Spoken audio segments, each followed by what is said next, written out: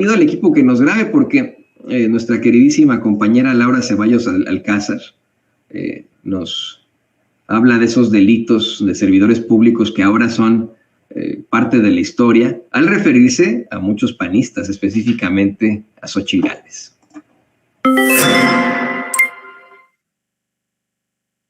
Hola, ¿qué tal, amigos? Soy Laura Ceballos y esta es mi participación semanal para Sin Censura, que se llama Los delitos de servidores públicos son parte de la historia, en el caso de Xóchitl. A la derecha y sus voceros no les gustó que el presidente, para evitar hablar de la senadora en campaña, iniciara una sección donde los confronta con lo que ellos mismos dicen, y menos aún, que Liz Vilchis se refiriera a ella como la señora X. Se les olvida que todos le decimos a Claudio el señor X porque tiene una X en su nombre. Pero bueno, como decía su antiguo líder de telenovela, ningún chile les embona. Sabemos que lo que Xóchitl desea es justamente que el presidente le dé su repasada todos los días para irlo a acusar con el INE, porque es lo único de lo que puede presumir, porque su trayectoria como política, cuando empezó con Fox, cuando fue delegada en Miguel Hidalgo y ahora como senadora, ha dejado más desaguisados que buenos resultados. Como dijera otro clásico igual de macabro, vamos por partes. Cuando llegó como encargada de atender los asuntos indígenas con Fox, para lo único que sirvió fue para burlarse de los asuntos de los indígenas, para hacerle promoción a su equipo, el Cruz Azul, para hacerse la chistosa con sus barbajanerías y presentar sus empresas de mantenimiento y servicio a edificios en licitaciones en las que llevaba mano por ser la ecologista del equipo. Aquí podemos ver varias conductas que se tipifican como delitos relacionados con hechos de corrupción contra el servicio público cometidos por servidores públicos, definidos por el Código Penal para el Distrito Federal vigente en 2005 como los siguientes: tráfico de influencias, artículo 271. Al servidor público que por sí o por interpósita persona promueva o gestione la tramitación de negocios o resoluciones públicas ajenos a las responsabilidades inherentes a su empleo, cargo o comisión, se le impondrán de 2 a 6 años de prisión y de 100 a 500 días multa, y si la conducta anterior produce un beneficio económico, como es el caso, la sanción se aumentará en una mitad. Segundo delito, uso ilegal de atribuciones y facultades. Artículo 267. Comete el delito de uso ilegal de atribuciones y facultades el servidor público que, esta fue una reforma de 2004, b. otorgue permisos, licencias o autorizaciones de contenido económico, en el caso, los contratos de licitación que obtuvieron sus empresas. Digo, las empresas de su hija y su esposo. Artículo 268.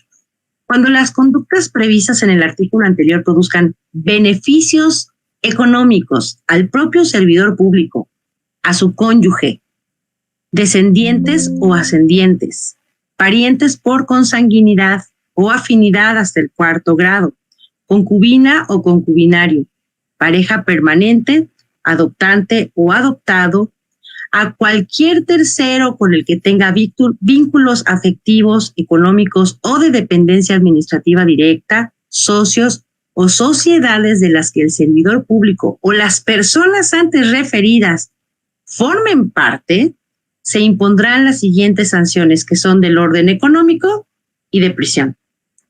Tercer delito, peculado. Artículo 273. Se impondrán prisión de 6 meses a 4 años y de 50 a 500 días multa al servidor público que, fracción segunda, indebidamente utilice fondos públicos u otorgue alguno de los actos a que se refiere el artículo 267 que acabamos de leer, con el objeto de promover la imagen pública o social de su persona, las empresas, o bien de su superior jerárquico o de un tercero. Y cuarto delito, enriquecimiento ilícito. Artículo 275. Comete el delito de enriquecimiento ilícito el servidor público que utilice su puesto, cargo o comisión para incrementar su patrimonio sin comprobar su legítima procedencia. Para determinar el enriquecimiento del servidor público, se tomarán en cuenta los bienes a su nombre y aquellos respecto de los cuales se conduzca como dueño, además de lo que a este respecto disponga la legislación sobre responsabilidades de los servidores públicos. Los delitos que acabo de mencionar no son invención mía, sino que fueron materia de acusaciones por sus entonces rivales políticos, PRD, PRI y Movimiento Ciudadano, entre 2015 y 2016, y de eso hay evidencia. Justo ocurrió cuando ella llegaba a la delegación Miguel Hidalgo, donde su intervención en este tipo de negocios exponencialmente se incrementó porque, como se ha dado a conocer en diversos medios, sus empresas morales o de las que aparece como presidenta, directora o socia, se posicionaron como las favoritas para prestar servicios en edificios inteligentes, justo en la delegación de donde ella era la encargada. Qué casual, muy parecido al esquema del supercártel inmobiliario en Benito Juárez. Y en el último tramo, como senadora, no ha producido cambios positivos sustanciales para la entidad que dice representar. ¡Qué sorpresa! No es su entidad de origen, Hidalgo, sino que es la Ciudad de México. Pero bueno, la actuación donde ha brillado hasta deslumbrar es en la falta de respeto a la ciudadanía y a la investidura del Congreso, ya que se ha dedicado a promover sus despropósitos gritando, paralizando la discusión y reventando las sesiones, pero es en ese curul donde se soñó capaz de vernos la cara a los mexicanos porque doblegaría a nuestro presidente hasta que le impusiera la banda presidencial.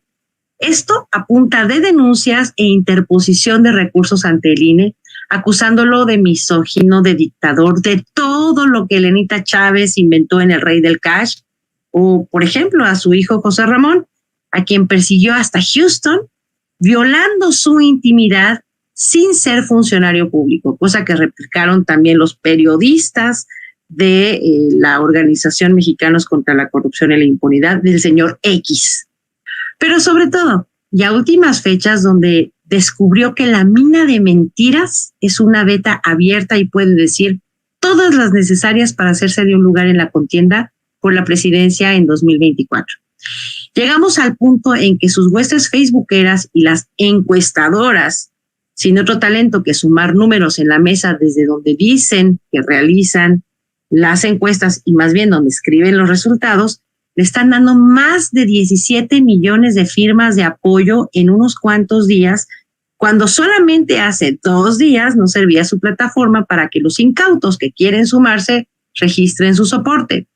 Aquí es donde quiero enfatizar las palabras del presidente este miércoles. Cuando reprodujo el video de Ciro Gómez ante el triunfo de Peña, en que confesaba un mea culpa sobre los números súper exagerados con que iban a ganar y los que en el fraude le pudieron aplicar, recordemos que es la misma fórmula que utilizaron hace unos meses en el Estado de México cuando ponían cabeza a cabeza a la hoy gobernadora electa, la maestra Delfina, y a la valiente Ale del Moral. Ya aprendimos que lo que digan las encuestas, en resumen, son una foto instantánea que solo refleja lo que la encuestadora pregunta en un momento determinado y dependiendo del humor de las personas y muchos factores variables, y que esto no implica que se trate de una verdad lapidaria, todo lo que se dice como resultados. Como dijera mi abuela, hay que irnos con pies de plomo y hay que ser cautelosos de lo que puedan hacer. Ya sabemos que no tienen a todo el INE de su lado, pero aún les quedan esbirros dentro y que también cuentan con el Tribunal Electoral, la Corte y muchísimo dinero que aplacaría sus ansias de comerse al país por el puro placer de pasarnos a jorobar. Hay que recordar que para ellos las mentiras son cosa de todos los días. Muchas gracias y nos vemos a la próxima. Y qué bueno que se pueda exhibir de pe a pa lo que pasa con Xóchitl Gálvez, lo que pasa con esa oposición. Acuérdese, ahí tenemos siempre nuestras columnas con la queridísima Laura Ceballos Alcázar, aquí en Sin Censura, gran especialista en Derecho Electoral, licenciada, usted la conoce aquí en Sin Censura. Bueno, pues estaremos muy pendientes de lo que pueda plantear la licenciada Laura Ceballos Alcázar. Y bueno, pues le tenemos mucho más, de muchos videos que presentarle, mucha información, situaciones verdaderamente interesantes. Ya en los momentos más hablaremos de cómo es que el Tribunal Electoral validó tanto a Morena como al Frente Amplio por México, luego de rechazar el planteamiento que hizo la calderonista Yanino Tálora. También estaremos hablando de pues cómo están promoviendo un juicio político contra los ministros de la Suprema Corte de Justicia. Le daremos más datos del incidente en Cuautitlán Izcalli, de esta golpiza que le dieron 2 padres de familia a una maestra de kinder. Resulta que pues el señor además de todo, en estos mismos días amenazó a otro señor en el coche, ¿no? En un incidente de ira del camino, le sacó la pistola y bueno, situación ahí terrible. Hablaremos de los ataques desde el extranjero a México, especialmente de un grupo de análisis think tank acá en los Estados Unidos, también de lo que está haciendo Vox allá en España.